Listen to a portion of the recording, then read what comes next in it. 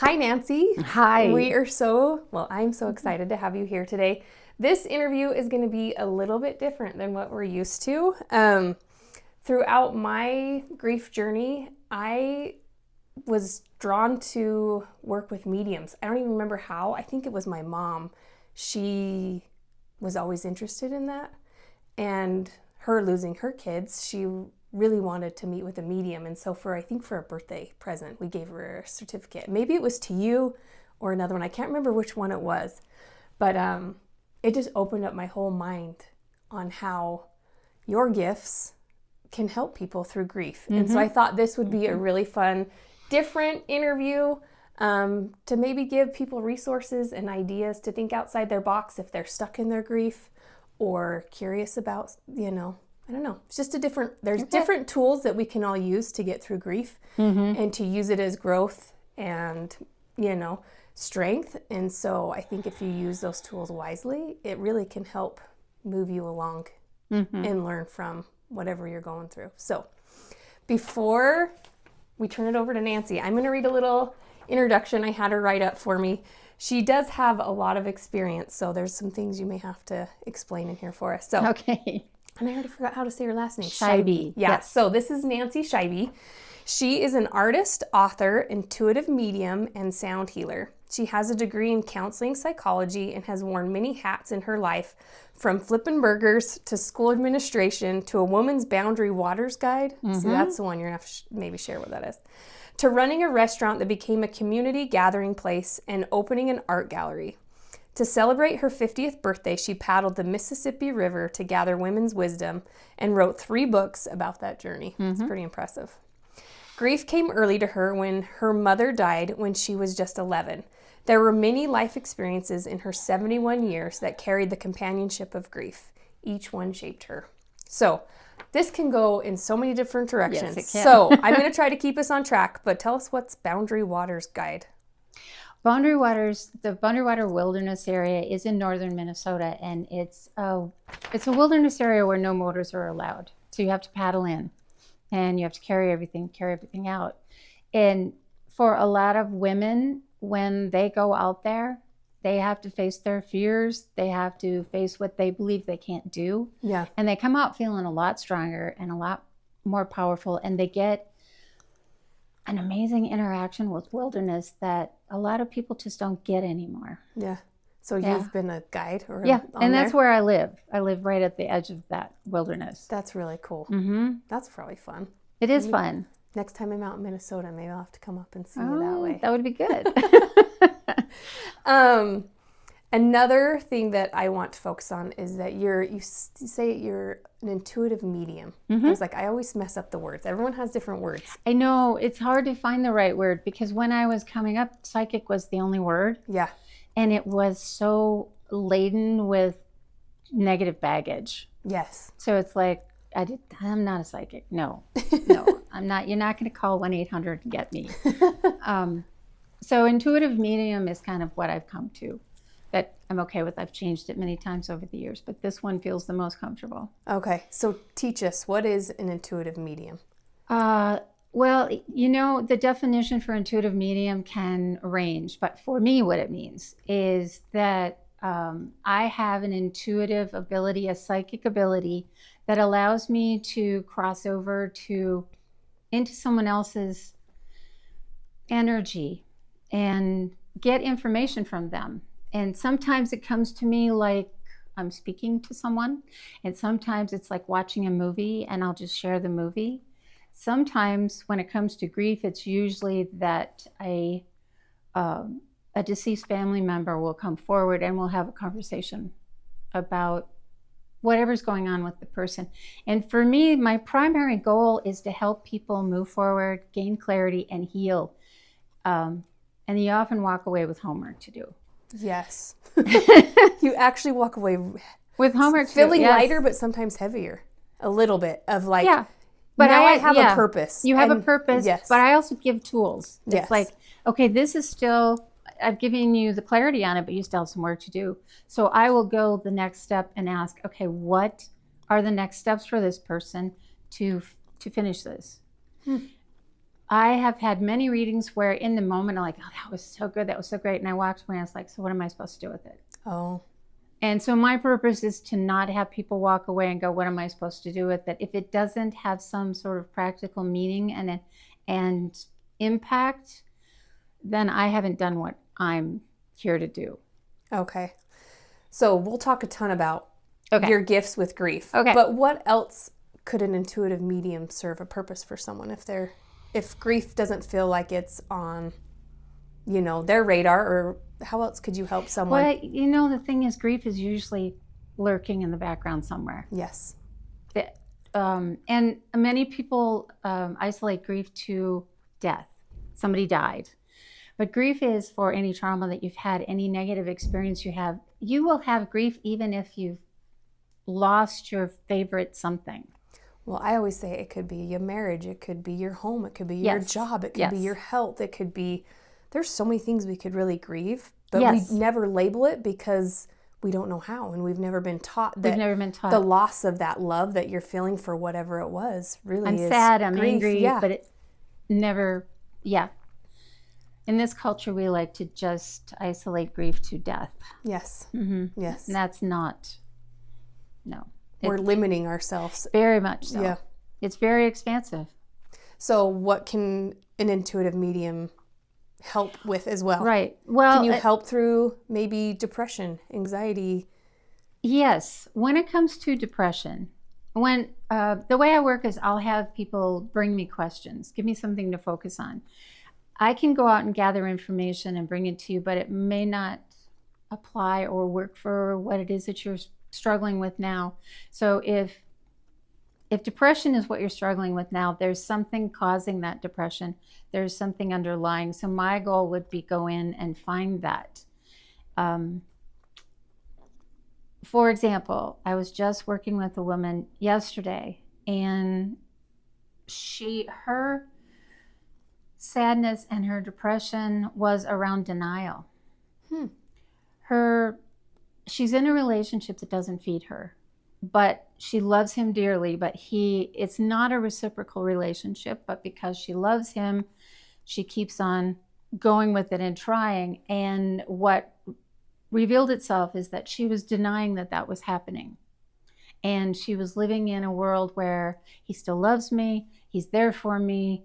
But as she started to talk and as the information came for her, that all fell away, which addressed the depression that she'd been carrying all along. But then the grief of it all rose up. She's got grief added in there because now she's going to grieve this relationship. Right. But the denial was already a version of grief. Yeah. That's why the depression. But she was trying to hold that away. And sometimes an intuitive can help you figure out what's real and what are you telling yourself and why are you telling yourself that, and many times it connects back to a previous relationship, to your parents, to something that happened earlier that you're carrying forward as a pattern. Almost like if you feel stuck in your life, whether it's loss or something else, an intuitive medium can help maybe sift through that.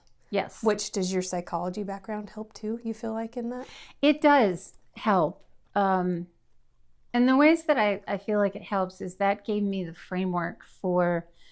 it's almost like you're blending two worlds. It is blending two worlds, but it really isn't. Most good counselors that I've experienced are also intuitive. Okay. How else do they come up with the right thing to say? Yeah. And then people often tell me, Nancy, you always know the right thing to say. And a lot of times I'm not tuning in. It just presents itself and it pops out of my mouth because the person needs to hear that. But most of the time, what counseling does is I apply the ethics. Whatever is said here stays here. So confidentiality is imperative if you're going to help someone heal. If they don't feel safe with you, they're not going to be honest. They're not going to hear what you're saying because they're going to be on guard. And they're going to have a wall up from the truth of what really needs to be shared. So all of the ethics of counseling come over, and it's also why I was just telling her earlier that I do readings via Zoom now, and the reason I do Zoom as opposed to the phone is I want to be able to see what's happening with the person. if they hit a really painful place, I want to be able to pause. And if I'm on the phone with them, I don't know that that's happening. Yeah. And that connection is really important to me. See, and I've met with probably 3 or 4 mediums. I think we've only met once. I think so. And everyone kind of has their own way of... They do. Their own style. It's almost like an artist, right? They have their Yes. different way of painting, and, you know, everyone's going to have a vision, and it's going to look different, the way they speak or say it, you know, to you. I don't know where I was going with that, but... Well, and that's a good point, because some people will say, so how does this work? And I said, I don't know. We'll have to see, because it always is dependent on what the person needs. Yeah. If some people need symbolism, and symbolism will come, and I'll give it to them. Some people need a lot of detail, and that will come. So I don't always know. For me, it's a lot of turning it over to a higher power, however you want to say that, and trusting that I'm just a channel. I always start with a prayer that basically says, it is with deep humility and respect that I request that the ancient ones, the ancestors, any other beings that would like to step forward to would come and offer up information for the greater good of all. And that is the key point, for the greater good of all. Because there's probably people that can use these gifts for... Oh, yeah. Yeah. Just like any good gift, right? You can use it wrong. You can use it wrong.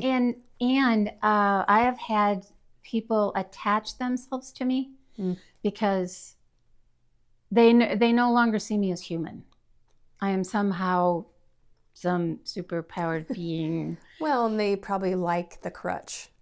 And it carry him through. It is a crutch. Yeah. One gentleman called me just about every day for something, and the day that he called to ask me what color he should paint his kitchen so that the energy would be correct, it was like, that was the last time I worked with him. It's like, no, you got to trust yourself. I cannot be responsible for your life. Yeah. This is not serving you at all. Yeah. That's definitely not motivating that person to move forward. It's holding them back. Yes. Yeah. And he probably moved to somebody else, but I did my part. Good job. Yeah.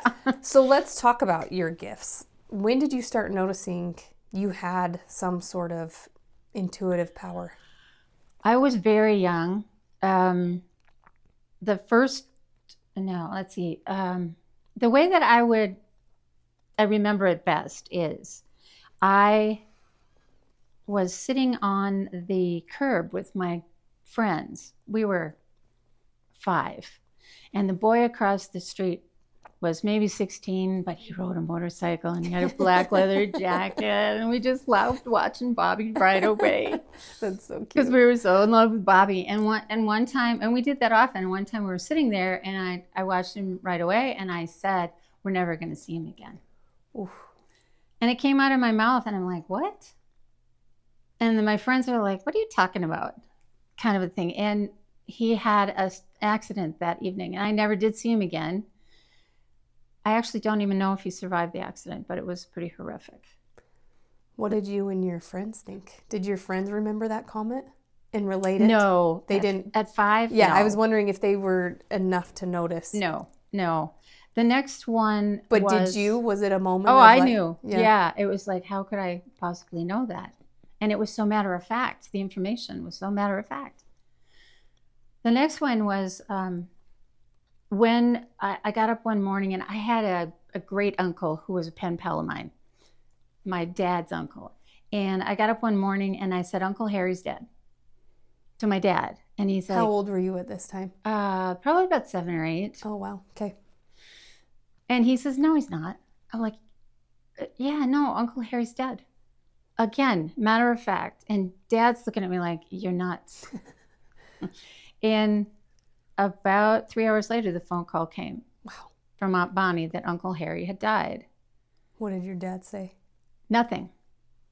He just looked at me like I was strange. Dad never talked about anything. Dad never talked about anything. I don't remember why Mom wasn't involved in all that. But the third time that I knew someone was going to die was my mom. 3 days before she died, this ominous feeling came in, and it's like, I remember crying, no, don't take her, because it was so matter of fact, don't take her. That's not true. You can't do that. God would never do that to a mother with 8 children. Never. And 3 days later, she was gone. That's hard. And I never told anyone that one. I'd already learned that people don't understand that piece. Yeah, that was devastating. And I didn't get, we can roll in, and as time went on, I kept knowing things, and I would be careful about sharing them. After Mom was gone, we had a nanny, so to speak, for a very short period of time, because this woman couldn't handle 8 kids. But I told her something about my dad that I thought everybody knew. I never heard a conversation. So, well, Dad is thinking blah, blah, blah. And she got mad. And then she talked to Dad, and they had a big fight. And then she left. Oh, wow. And Dad accused me of eavesdropping. There's no way you could know that unless you were listening. So I learned also early not to use it, not to share, because nobody understands. So you're a freak. Did your mom ever know before she passed that you had? I think yes. There was an incident when I was maybe 4, and I came across a accident on the street. A guy, I walked through the crowd and walked up to the guy, which was not my normal behavior at that age anyway. I would have walked around the crowd and gone home because I was shy. Mm-hmm. I walked in and I looked at this guy. He had blood all over him and his eyes were open. But when I look back now, he was clearly dead. And I heard him say, I don't want to die. It's not time for me to die. But his mouth wasn't moving. And so I went home. I was freaked out and crying, and Mom was sitting on the step with one of the kids. And I told her, there's the man up there. He doesn't want to die. He doesn't want to die. He told me that. And she gave me a look. I vaguely remember she gave me a look of sort of recognition and fear kind of wrapped together. But we never spoke of it again. So I believe now that she was also intuitive, but she was also of a generation that it was even more dangerous and scary to be that. Yes. And she was raised a good Catholic girl, which that's not allowed. Yeah. So going back to your mom and knowing that she was going to pass, did you know it was going to be 3 days, or you just knew she was going to pass and then the 3 days came and she... The 3 days came. I never knew when I was seeing people die. I never knew when. I just knew it was going to happen. And I also didn't always know who it was. So this dread would come and I would sit with it. Feel heavy until... And just kind of who.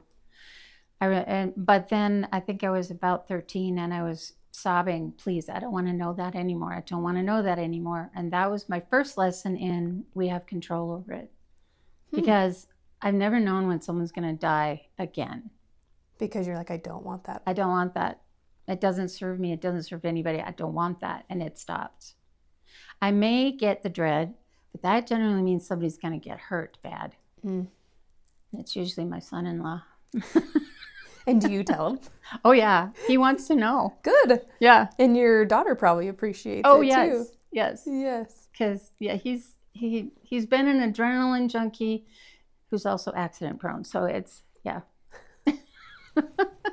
I love it. Yeah. So, sorry, I'm going to talk about your mom for a little bit more. That's okay. Because I feel like she's probably a huge piece to your story. She is a huge piece to my story. How did she pass away? She had a congenital disorder. The tube running from the kidney to the bladder was way too long, caused chronic infections. It was never found. She got such a severe infection that she needed dialysis. And at that time in Minneapolis, there were 3 dialysis machines at the University of And 2 were being used and 1 was being cleaned. And she died in transit to them. Oh, that's hard. Mm-hmm. Mm-hmm. I didn't have time to grieve then. How come? I was thrust very rapidly into her role. Because where do you fit in those 8 kids? There are twin boys ahead of me. And of course, boys are boys. Are boys. So therefore, so you're the oldest. I'm the female. oldest female, and I'm 11. And my father's mother, Grandma Helen, was determined that I should just be able to pick up where Mom left off. No instructions, no manuals. She just told me what I was doing wrong, never really showed me how to do it. So I had to figure it out. So I didn't have time to grieve, but the normal grieving, but the anger piece of the grieving was there. It was all there, but it wasn't, it got targeted at other things. And it was years before I really grieved her loss. What allowed yourself to finally grieve? Therapy. Okay. Yeah. And was there a chapter in your life when you became a mom or, marriage or anything like that you felt forced into that to take the step for therapy? Seems like there's a catalyst that usually... Well, I went from taking care of my siblings and not, it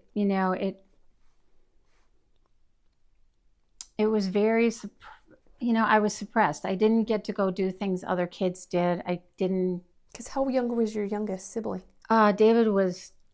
Because there was 5 younger ones. 2.5. Oh, yeah. That's so much for an 11-year-old. Yeah. And what was really weird is that all of the women that had been in my life disappeared. Don't you feel like sometimes that happens with grief? It does happen with grief. And even my friends disappeared. And the day of my mom's funeral, I remember going outside because school was letting out and my friends were walking by. And I said, you guys want to play? And their response to me was, no, my mom told us we can't play with you anymore because your mom died. That's so sad. As a child, it was very painful. As an adult, it's like, okay, I get what they're saying. There's already too much going on. They don't want all these kids over there. But yeah, they didn't realize they were stripping away what I needed. Your childhood and what you needed. Yes. To still feel you as an 11-year-old, 12-year-old, 13-year-old. Yeah. And all of the aunts and, all the aunts and all the women, they were so overwhelmed by the loss and by these 8 kids that they just kind of disappeared. Yeah. Instead of jumping in to help or showing up, which as a kid, I just was abandoned. That's all what I could see. Yeah. As an adult, I can look back and go, oh God, I get what's going on with them too. It's still not okay, but I get it. Yeah. Yeah. Yeah, I feel like grief makes you grow up faster than you have does. To. Yes. But that was like uber fast track for you. It was and very unfair. Fast track. I'm sure your mom had a hard time watching that. Yes. She was kind of, intuitively, I don't know, I wasn't aware of her around. I think I was so lost in the day-to-day and yeah. But as a teenager, I became the neighborhood sage. If you have a problem, go talk to Nancy. Oh, really? Yeah, I didn't know. I was just like, I'm telling them what, they already know this. Why are they coming to me? But they didn't already. And a lot of times when you get a reading from someone, they're telling you stuff you already know. Yes. And they're validating what you already know, or they're putting it in new words so you can see it in a different light. And therefore, it becomes something you can work with as opposed to... I think so many of us doubt our own thoughts. Yes. Even though we've had them and we know what we should do. Yes. But having someone else validate them definitely helps you move forward knowing that you're making that right choice. Yes. So... Yeah. Yeah, go ahead. I left that... I left home the only way I knew how as a good little Catholic girl, and I got married. And had 3 kids, but I married an abusive alcoholic. And that continued to go sour. And I finally got... Well, actually... The reason I left that relationship was I was suicidal and I had been trying to kill myself in a car. And one night I ran off the road and I remember just relaxing. It's like, oh God, it's finally going to end. And I got thrown to the passenger side of the car, because if you're going to kill yourself, you don't wear a seatbelt. And I'm rolling, and the car rights itself, and I'm alive, and I'm like, damn it. And then the car fills up with so much love, and the energy in the car just filled up with love. It's still hurtling towards a phone pole, but the time it just slowed down, and I just was overwhelmed with this love, and I felt like there was someone in the back seat, and look, there was no one there. And I heard, "You're doing to your children what your mother did to you." Ooh. And then my arm went over and turned the wheel, and I missed the pole. And I sat there and I sobbed. It's like, oh my God, I'm going to do to my kids. I'm going to leave them when they're little. No. Because how old were you at this time? I was 27, and your kids were how old? They were 2, 4, and 5. Yeah, they were little. They were little. Yeah. So that was when I decided I needed to leave. And in leaving, I was so naive. I mean, that's the other part of being caught up in grief and all of that. You don't learn a lot of things. So I left him, took the kids, couldn't find a ground to land on, asked him to take the kids for just 2 weeks, trusting that he would never hurt them, because he only hurt me, he didn't hurt them. And at that time in Minnesota, the law was whoever had physical custody of the children at the time of the divorce hearing got custody. I lost my kids. Oh my gosh. That was probably one of the worst. Yeah, because now you really have nothing, you feel like. And I am grieving like I can't even function. I'm trying to drive the car, and I know I want to get to point A and point B, but the grief has got me driving in circles. I just keep turning and turning, and then I realize this is stupid. Stop and cry. You should not be sobbing and crying in traffic. It's just not smart. That took many years. That grief stayed alive until I got them back, and it took me 3.5 years to get them back. Did you see them in those 3.5 years? I did, but not as much as I would like. Yeah. Because my ex kept hooking up with women who decided I was trying to get him back. I wasn't allowed to know where they lived.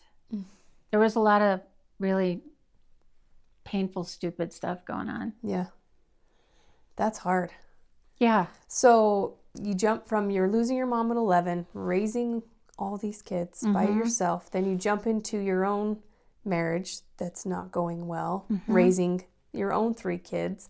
Where did your gifts of intuition, did you kind of have to shelve those, or did they help serve and guide you along the way, you feel like? Because sometimes I'm sure you probably had to put them. They were on the shelf a lot, but at times when I really needed them, they stepped forward without any initiation on my part. Like on nights when he would be, I could see it coming, and I would be frozen, and I would hear, "Get in the bathroom." And then I would go run to the bathroom and lock the door. When he was going to hurt you? Yes. Oh, okay. I would hear someone telling me what to do because I could not function. Wow. And I had trusted it by then, is that whenever that particular voice came, it's like, do whatever it says. Was that the same voice that said, "Hey, Bobby's not coming back on the motorcycle"? And yeah, they're very similar. Yeah. Yeah. It took me a long time. One of the things about being an intuitive is there's a difference between a thought and an intuitive message. They, for me, feel different. And it's almost a physical feeling. And I have to drop in, and it's like, okay, wait, what was that? Because a lot of times your logic will come in and start messing things up. Yeah. So I guess at what point how do you learn to distinguish those two? Practice. Yes. It really is practice. And then it's also accepting. I was denying who I was and what I could do for a long time because it wasn't safe. And as soon as I started accepting, okay, this is a gift. This is who I am. And it's going to mean a lot of people are going to walk away. But this is who I am. I got to stop hiding. And So what made you feel safe? I had started taking classes to understand it from a couple of women, and who taught me how to ground, who taught me how to create a protective bubble. Like when I do a reading for someone, they don't know it, but I'm creating a bubble around us. And between it, there's no energy. It's all cleared out. You don't know that. So what I'm doing is I'm holding space so nothing else can interfere. Learning some of those tools was really good. And also we were practicing on people. Because they had already practiced and learned and yes, become skilled at their gifts. So and they were just sharing those things with you. So confident. Okay. It was like a given. What do you mean? You know? Yeah. Instead of me, it's like, well, maybe. They weren't doubting you at all for a second. And they didn't doubt themselves either. One of the turning points in one of the classes was she had said, say whatever you get, even if it doesn't make sense to you, because it may make sense to someone our brain else. wants to interpret, and our job is to not interpret anything. Just give it the way you see it. And I was sitting across from this woman, and all I could see was these little green leprechauns dancing on neon green mushrooms. And I'm like, I can't, that means nothing. What? And my teacher comes behind me, she says, just say it. So, okay, I tell her what I see, and the woman starts sobbing. Wow. I have no idea. She never told me what it meant to her.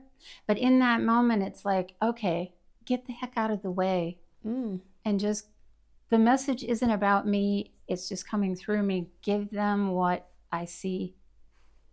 And isn't that our problem in all things? Yes. Get out of the way.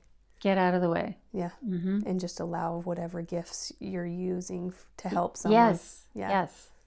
And I've used that a lot. I was put in a position once of somebody declared me at the last moment an elder at this Native American ceremony, and I'm like, I froze. And there was this ritual I had to do. Luckily, there was a guy who had to do it before me, so I watched him so I could mimic, and then it was my turn to talk, and I'm just like, get me the hell out of the way. And just, I had no memory of anything that I said. Wow. When I'm truly channeling a message that is for a larger group, it's not unusual for me to not remember anything that I've said. I usually have somebody record it so I get to know. So you're like, how was that night? Yeah. I don't remember it all. And people are like, wow, that was so good. I'm like, oh, good. And just tell me, what did I say? Yeah. Yeah. So go back. You lose your kids for 3 years. You get them back. And then do you start, in those 3 years, were you working on yourself, working with other people? Yes. Kind of get you back on track of finding Nancy again? Yes. Circling back to your question. Yes. When I lost the kids, then I became determined that I'm a mess. I know I'm a mess. I got so much to work on. That's when I jumped into counseling. That's when I got the therapy that I needed. My goal was, I'm going to try to heal as much of myself as I possibly can so that when the kids come back, I can help them heal, because they're going to have issues that... Wondering where mom went. Why did we not see mom? And also helping them navigate what dad was saying about mom the whole time. That she didn't want you, she threw you away. None of it was true, but they don't know that. They don't, and their little minds are so impressionable. Right. And so that was my goal. So I was during that period of time, there were programs like EST and Wholeness, and they were weekend retreats where you go in and deep dive and do some heavy, hard work. And that's what I did. Anything that was available, I jumped in. And yeah. And that's when my intuitive self started coming back out again as well. And that's when I started taking the classes about it instead of running away from it. So it was almost like you were accepting this new version of yourself. That's stronger because of all of the hard. Did you feel like the anger was able to I feel like anger holds us back. Anger really holds us back. Yeah. We can't, when we're in a state of anger, we can't see. No. We can't see possibility. We have blinders on. And Anger is such a part of grief. And you were so justified being so angry for a lot of years, even back to losing your mom and being a mom at 11. But girls weren't supposed to be angry. Right. There's that layer too. But you're deep down angry. Oh, yeah. So angry. So angry. So we're probably, 20 years of anger that you have to learn to shed in all those. It took longer than that to shed it because it came in layers. It came with, when you lose a parent, every time there's an event, there's another layer of grief that rolls up. The kids are born. She's not here. There's another layer of grief. When I got married, she's not here. All of those things, and watching my brothers grow and things happen and she's not here, another layer of grief. So it rolls around, and each Christmas, because she was all about a big Christmas. Yeah. That I started trying to recreate that, but then I got burned out, and then I felt like I was letting everybody down. There's another layer of grief. She should be here to do this. I shouldn't be doing this. Well, then how do you have the energy to do it for your own kids? Because you were just drained 10 years before that, raising your siblings. Yeah. So I would be angry that now, that energy was sucked from you to do it for your own kids. It probably came back after you did the work. It did. But there was that time when they were young and I was with the abusive guy, and I look back and it's like, oh, if I could just do that part over. I do not look at that. But what's really weird is when you get to this age, it's like you look back and it's like you're looking at different people. Yes. Different things happen and you become another person, and then you become another person. And my compassion for those other women and girls versions of you. Yes, is just so. In that moment when I was living that, there was no compassion, only judgment and anger and frustration. Why can't you be whatever? So I think for me in my grief journey, the hardest part is you're forced to become this new person because things are placed upon you, like your mom, your abusive husband, right? These things, you don't have a choice. Like you just are forced to go through it, and now all of a sudden you have to become this new person, and you're like, I don't know how, and I don't know who that person is. Any advice of someone in that in between, knowing that they have to let go of that old version of themselves to see this new version, and how do you learn to love that? How do you navigate that? Yeah, how do you navigate it? Now when, I'm going to use a death as an example. Now when someone dies, I just lost a close friend about 1.5 years ago. And, I had the gift of knowing it was coming. That's way different as opposed to my dad just dropped over. There's no adjusting. Yeah. And I knew that it was coming, and I took the time to cry, but I also took the time to kind of review my experiences with that person and honor them and, grieve whatever. But it's also very important to me when I'm grieving to get some laughter in there. Somehow find humor. And I think that is so hard for some people. It is. Well, because if I'm laughing, that means I'm not sad, and that means I don't love them, and I don't take it seriously, and I don't miss them. I felt that my own self. Well, I've been married twice. My second husband's father died 2 days before Christmas, and mine died 3 days after Christmas, same year.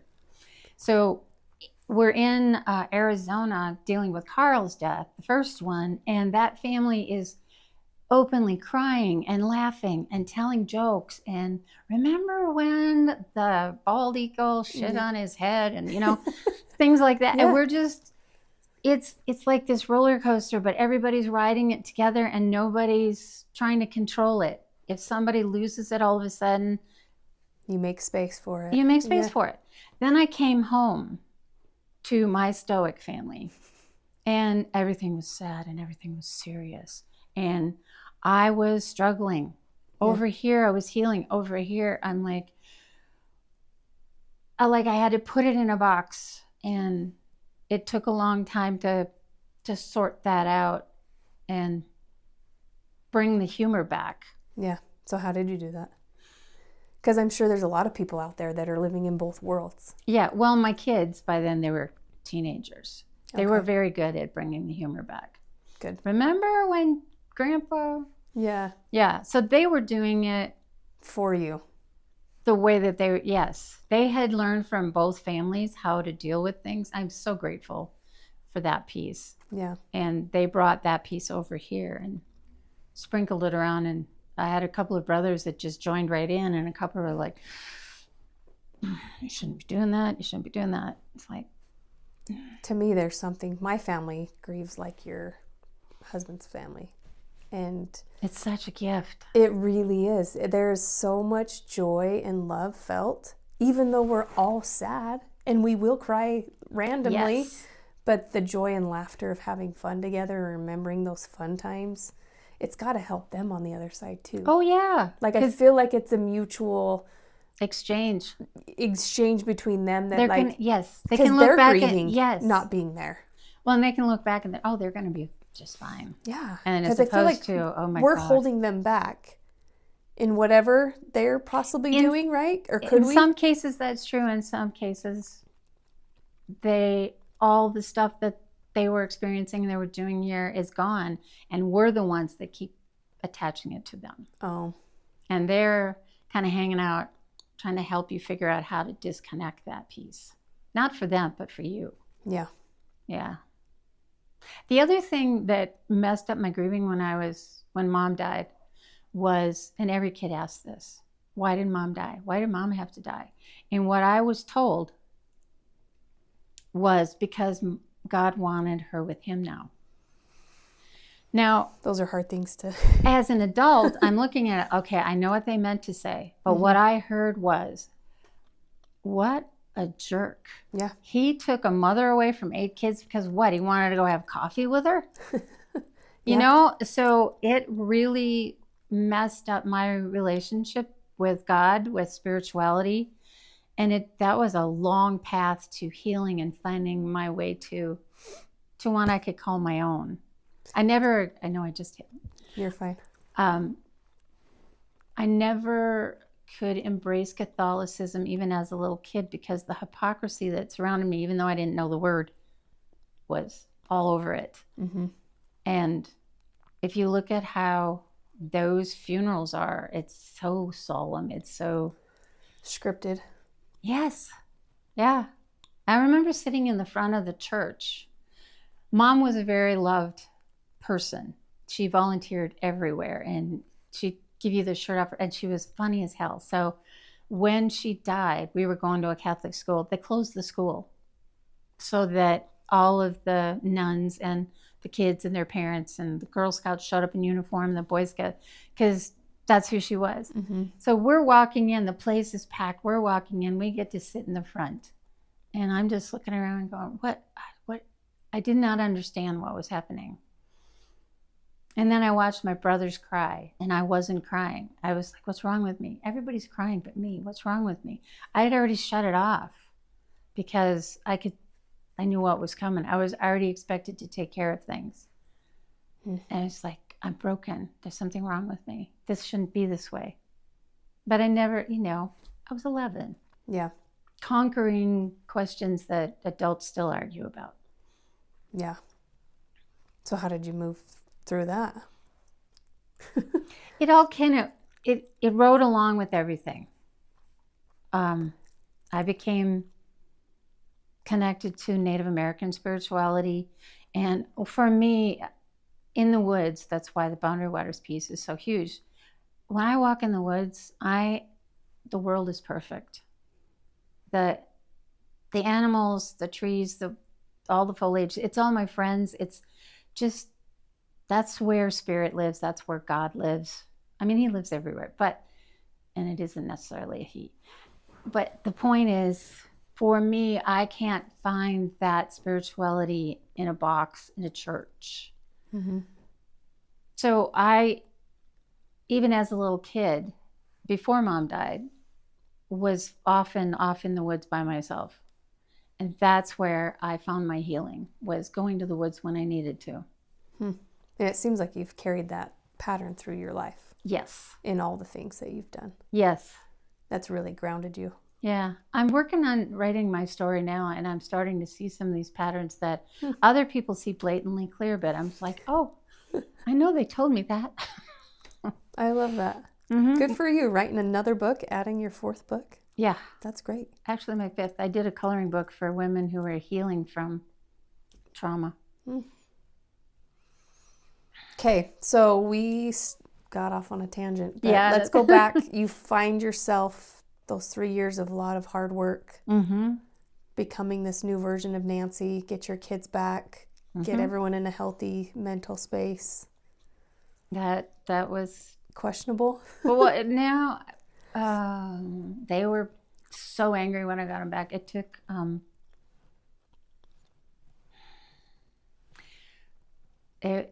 yeah. Even when they graduated high school, I wasn't sure they were still okay. Really? They were. They've gone on to become these amazing beings that love and care for people in ways that just, I'm so proud. But and a friend of mine told me this later. She says, you do know that teenagers come home and they bring you all of their crap and they dump it on you and they throw it at you every way possible because they need to do that. You're And they their know safe place. you're not going to leave them. Where if they do that out in the world, they could lose their friends. They could, so they give it all to you. And I said, oh, so that was a blessing, huh? Thanks. Noted for all of us in motherhood years with teenagers. And I would often say, okay, you get to hate me as much as you want. You don't get to scream at me. Yeah. And I still love you, which would just make them all the more angry. But I kind of got a little satisfaction out of that piece. Got to survive somehow. That's right. That's right. So let's see. That takes you what? You were probably mid-30s? Mid-30s. Mid-30s. Yeah. Yeah. And then by that time, my second marriage was struggling. And we managed to get that back together. There was a point at which he and I had moved to Ely to go to school. He wanted to be a park ranger. I was just taking whatever classes at the time. And then we got the kids back while we were in Ely, but it was only temporary. And as soon as my ex started making noise, we moved back to the cities to appease him. And there was a point in time, there was a whole lot of growth that happened while I was waiting for the kids, because I wanted to stay in Ely, waiting for the kids to like heal and graduate and do all those things. And in the meantime, my relationship was going up and down. And when the last child graduated, I said, I'm moving to Ely. You can come with me or not. And sounds like he didn't. He did. Oh, he did. Okay. He did. But a lot of resentment came with him. Yeah. But I talk about denial. That relationship was never healthy, but I, in my mind, there was a point in therapy when he and I split up where I started calling him, I started talking about the 15% man. And this is going to be good. what it came down to is that being in abusive relationships was natural and normal for me. I mean, because it really was abusive after mom died, and then I was in one, but this was a nicer version of it. So I was easy to talk myself into. This is actually good. So 15% man he was divided into two pieces. 15% of him was the man that I loved, who was attentive, that I'd fallen in love with. He was just funny and you wanted to be with him. And then 85% man was dead. He had no ability to emote. He didn't care about anything. He didn't want to interact. He just wanted to come home, watch TV.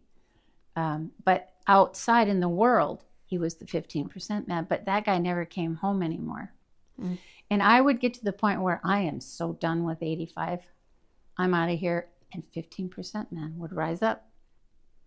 And that cycle repeated over and over and over. And part of me knew and saw, but part of me was like, no. And one day he came home and he said something to me. This is after 37 years of marriage. He came home and said something to me about someone, something he was going to do. And I just turned around and I said, "You're never going to make me a priority, are you?" And he says, "What? I'm only going to do blah, blah, blah." And I'm like, and when you do blah, blah, blah, you know that puts me in a bad position and I'm going to become the evil woman. Why do you do that to me? And then he turns into a little boy. "Well, I didn't mean to." And I was like, "You're never going to put me first." And then this rage, uncontrollable rage that I'd been stifling for 37 years, rose. And I said, "I need to leave now, because if I don't, I'm never going to feel strong enough." no, I'm going to do some things Oh. to you that we're both going to be sorry for. I am going to become someone that I am not, because this rage is going to it's going to jump to the driver's control. seat. Yeah. Yeah. So I went to her friends and I raged over there. And that was the end of the marriage. Huh. And the crowning glory is because we owned a business together, so we're still working together, even though we're going through the divorce and the whole 9 yards. And the day that I think it's funny now, at the moment it wasn't. The day that the divorce was final, the lawyer called me and said, "The judge signed it, you're officially divorced." I turned around and I went to him and I said, "The judge signed it, we're officially divorced." And he looks at me and he gets really giddy. "We can be friends now." That summed it all up, didn't it? You're like, okay. Yeah. And we are friends now, but there was a 7-year hiatus in there. Glad you guys are friends. We are. Because the anger, the rage can go away. It's gone. Good. It's gone. Yeah. So what have you done the last few decades of helping people with your intuitive reading? Let's go back to that. Okay. How do you feel like that gift has been a gift to you to help others, either yourself, because you've used it along the way for yourself. Yes. I'm sure you've used it for your kids. More than they like. Yeah. Mm-hmm. We can go there too. But how do Well, you, your kids and other people, how is that gift? Well, I'll just tell one story on the kids. Growing up with an intuitive mom wasn't always fun. Well, maybe too short. Probably like, we can never lie to mom. Well, yeah. One night, Sarah Jo wasn't home, and I'm like, "Where's your sister?" "I don't know." Everybody's like, "I don't know." And then this hit comes. Yep, she's in an R-rated movie with her boyfriend. I'm like, oh. So I go to the movie theater, and I go talk to the manager, and I said, "I'm going in to get my daughter. She's in the R-rated movie." And he goes, No, she's not.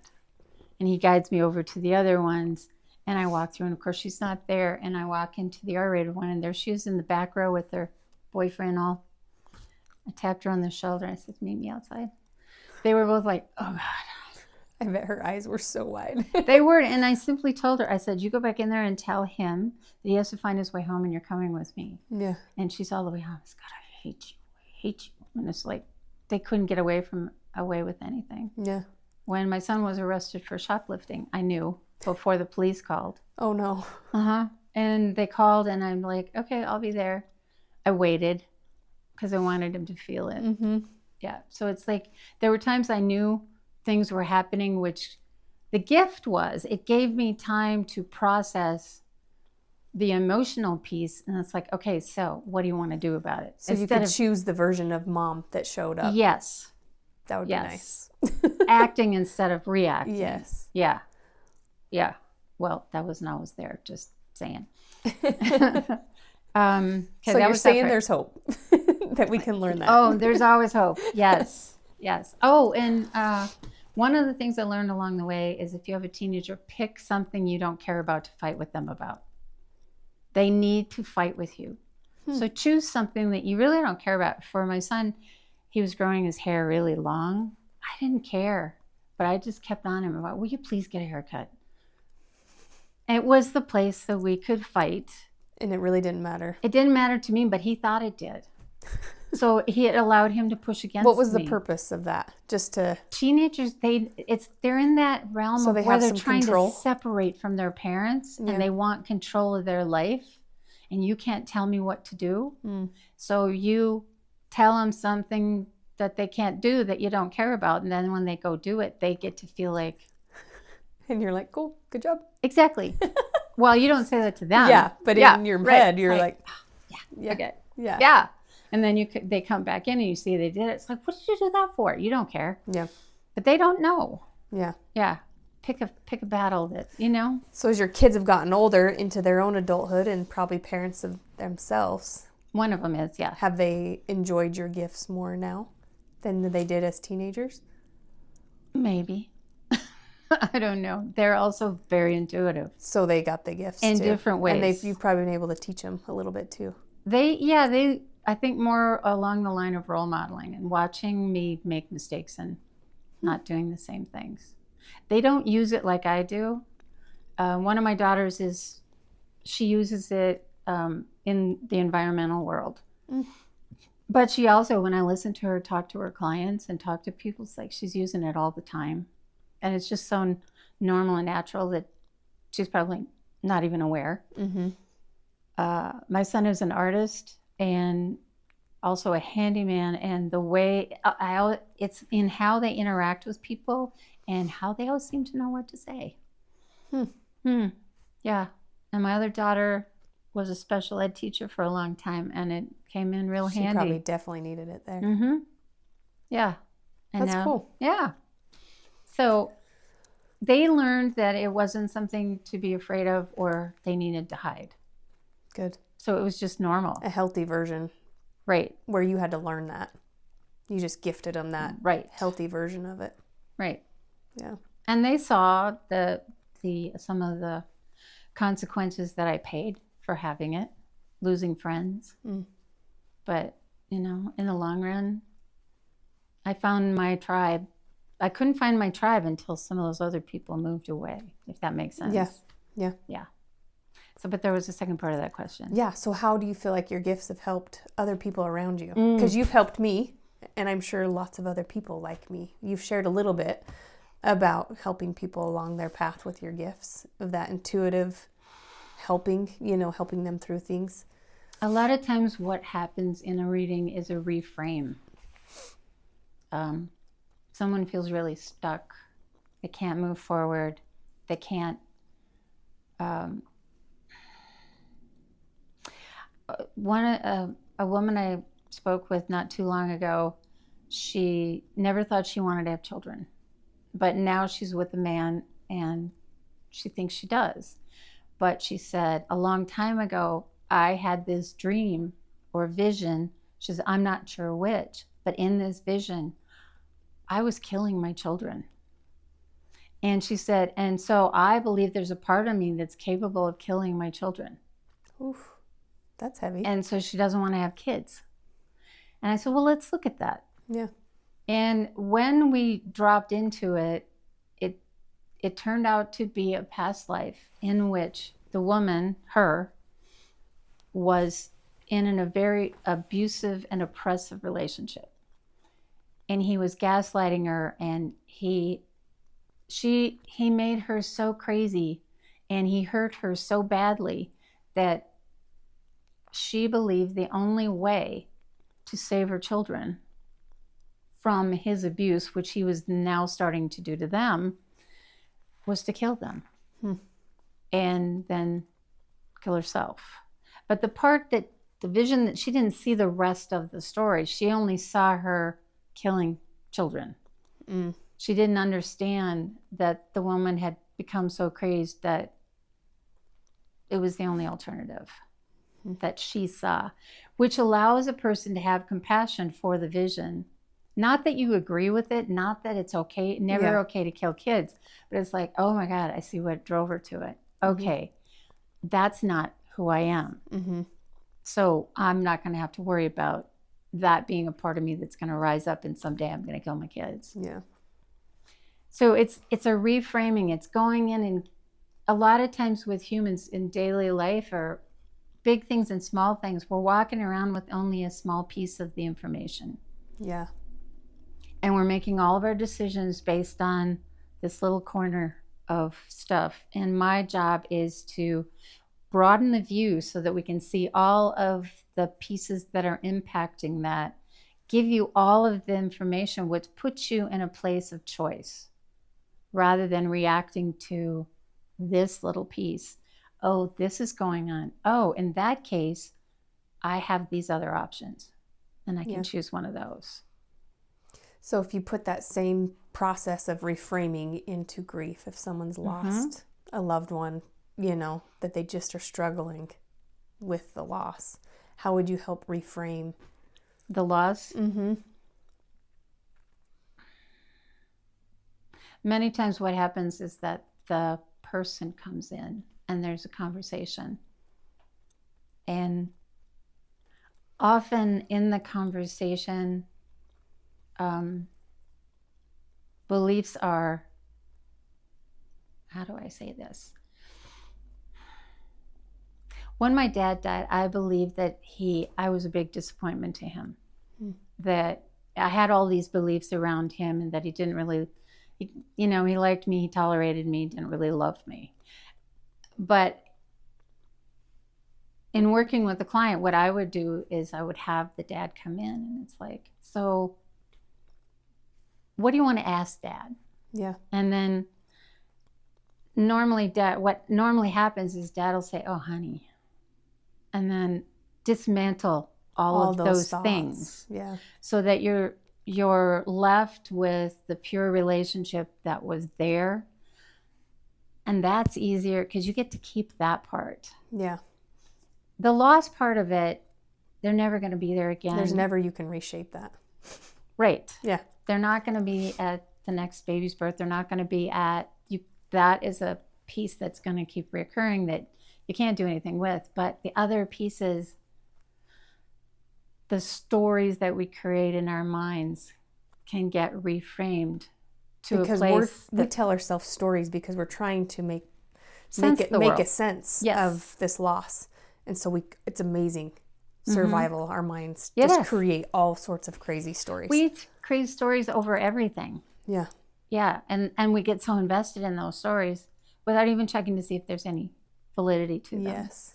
So it's about... So that's a good... Yes. Yeah. Yeah. I like that. Well, we're going to be doing a reading for me here soon. I'm excited. I actually do like them. They feel like they give me just grounding. And they kind of just recheck where I'm at a little bit and give me a little bit more direction that I'm on the right path. Not that you can change or tell me any of that, but to me, it just gives me a little bit more motivation to keep going on the path that I am and just keep one foot in front of the other. Exactly. And one of the things I want to mention is a lot of people think mediums are fortune tellers. And fortune tellers, you can never really believe what they say because... I can go out into your life, into the future, and I can grab something. I can bring it back and I can tell you all about it. But what that does is it creates, it's just a snippet in time of one of the options that you're going to have in the future. But you may not choose that, so it may never happen.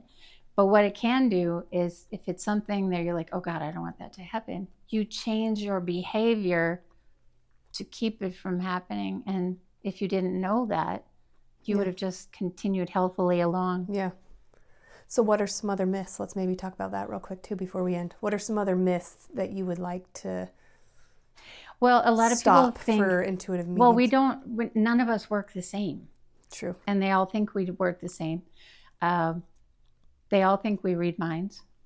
We do. I don't want to be in somebody else's head. Mine's enough. Yeah. Mine's loud enough for. My son-in-law used to play with that a lot because he lived with us for a while, and he used to come out of his bedroom with this aluminum foil helmet on. Like, please don't. You can't get me now. So he played with it a lot. Not everybody has the ability to bring in relatives. Not everybody can. Like, people are always like, can you do animals? Like, It's not my strong suit. If I practiced, if I really focused, I probably could, but that's not the purpose I was given. There are some other people who can do amazing things with animals. Yeah. So there's like this, we're all in this catch-all, and they walk up to me and it's like, okay, so can you? No.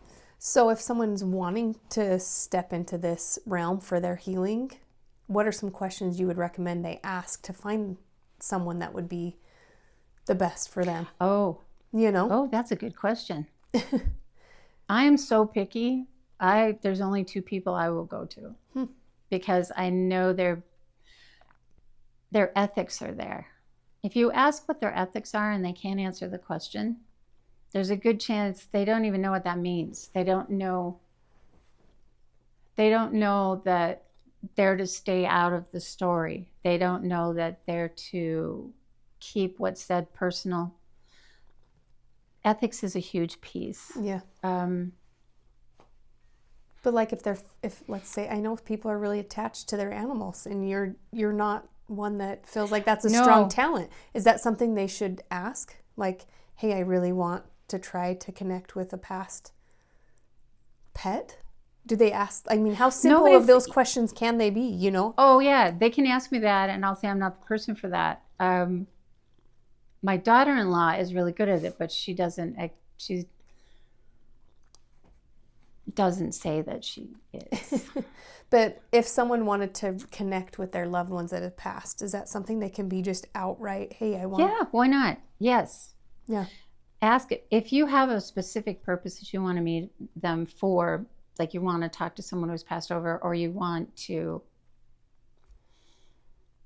think that you have a shadow or a spirit attached to you, ask them, do you work with this? Yeah. Do you help with this? And if they stutter at all, then no. Yeah. Because then they don't really know what to do, but they're liable to say, sure, I can help you with that. Yeah. Yeah. So the ones that are strong enough to know their strengths and weaknesses of their gift is a huge red or green flag. It's really okay. Ask anything. It's like, I think we should be asking that of our doctors and anybody. Yeah. And we don't. We just kind of walk in and go, okay, you're one of those, so we can do this. No.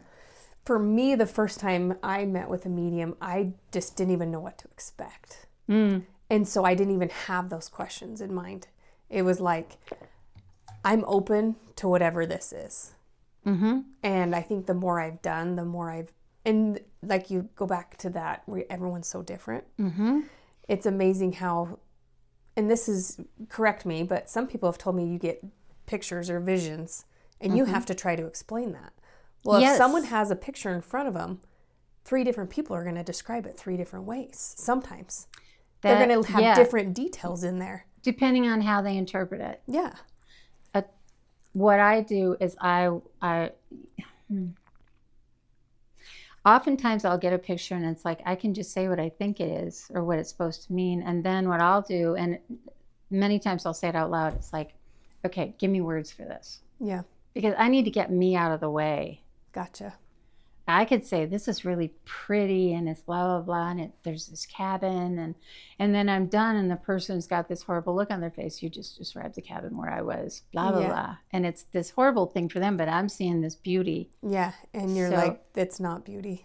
Right, and I just need to say the sun is shining and there's a cabin and it's log and it's, and then I can say what I feel about this is. And then I'll stop and I say, is that making sense to you? Yeah.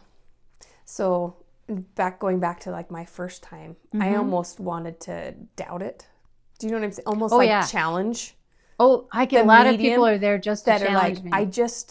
Because it was almost like I wasn't for sure if I believed it.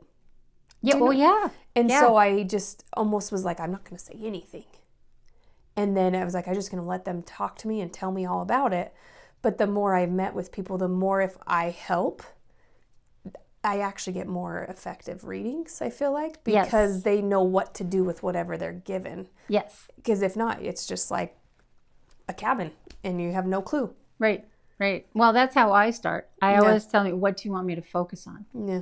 Because I could go lollygag around out there and get some information. So do you have any recommendations for someone that's their first time versus, 3, 4, 5 dozen times later? Like that? Is that a normal situation? Like, well, some readers will just start. But if you go in and say, here's what I'd like you to focus on, then it's a little bit more direct. It's like there's so much information out there, but you're looking for this.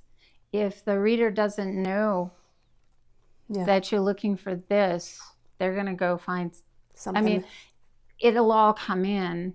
There's a thing called the Akashic Records, and I've been told that that's actually where I go, but I don't use the normal entryway. And the Akashic, what is believed about the Akashic Records is that in the universe, there is like this huge library. And in the library, there's a book for every person. And it has their entire life history and past lives all in this one book. So those of us who can access it, tell me what you want me to focus on, will tell us where in the book what chapter to go to give you the information that you're looking for that's pertinent to today, as opposed to when you were a kid. And that's one of the reasons that I believe it's called reading, because we open the book. You come and you open your book. I read the book. You take your book home. Yeah. For me, once a reading is over, I don't remember 90% of what we've talked about. And I can't remember if it was you or another one, but I was trying to figure out what was going on with my daughter. And I asked, and they didn't know either, but they gave me the words to ask my daughter, and it was the floodgate came right open. Mm-hmm. But they were very specific. You need to ask this question this way. And it was just like, no one would have ever known that. I never would have had that skill as a mom. So to me, even I use it for myself, but I've been able to use it for my children. Yes. And that has been empowering, I feel like, because there's only one person that truly can help her in this moment, and I felt like it was me, but I was lost. I was helpless. It's kind of like having access to the manual that we didn't get. I was like, that was amazing, because I used those words doesn't mean the word solved it all. I still had to do the work behind it. Right. And be there for her and help her through that. But it was just like, wow. I could have wasted so much time and money with doctors and all sorts of specialists when it was right there in front of me. The right words will disarm. The wrong words, which is usually what we go to first, build the walls. Yeah. Well, thank you. You are welcome. For coming has today. Been really fun. Is there anything else you'd like to share with us about intuitive mediums, grief, becoming a new person? It's kind of what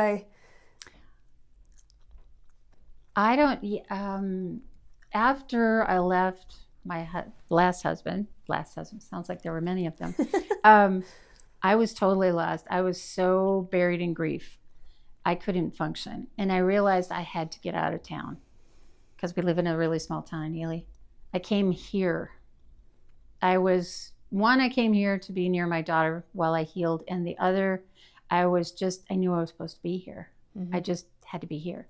And I connected with Danielle Bryan and went through the shamanism thing. And even though I've done the wheel like 3 times or something, I still don't call myself a shaman, even though I have the tools and the skills. But in that experience, I healed. I looked at a lot of other grief that I didn't know that I had packed away in this body and released it.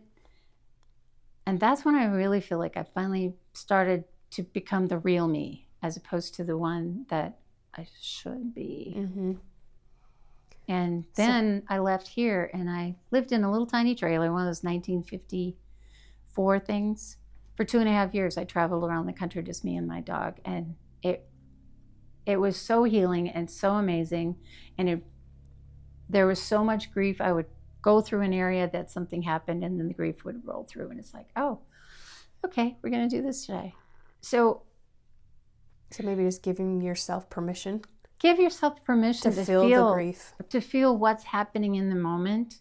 We are taught, particularly as women, to control that and to look a certain way and to only emote to a certain point, because otherwise you're being hysterical. Well, I think men too. Cover it up. You're they not do. sad. Men are meant to be tough. Yeah. You baby. Yeah. Yeah. So, but I can only speak from my perspective. It's like, as I'm moving through and I'm watching how these perfect strangers are treating me, and it's like, oh, they don't know me, so this is how I come across. There was a huge piece of learning and allowing myself to just be for once. I wish I'd done it a lot earlier. I think we all could feel that a little bit. Yeah, a lot earlier. Well, I will make sure we have all of your contact information below on the podcast stuff. But if you want to share where they can find you, if they want to connect with you. Sure. I have a website, nancyscheibe.com, and that is SCHEI, B as in boy, E for the last name. That'll explain all the things that I do, and you can either contact me through there, or you can email me, Nancy at nancyscheibe.com. Yeah, and I do Zoom readings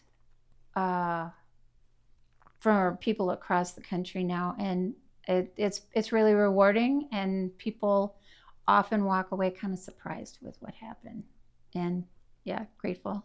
So give it a shot. I am always, to me, being able to do these readings for people and to help people heal in this way is such an honor.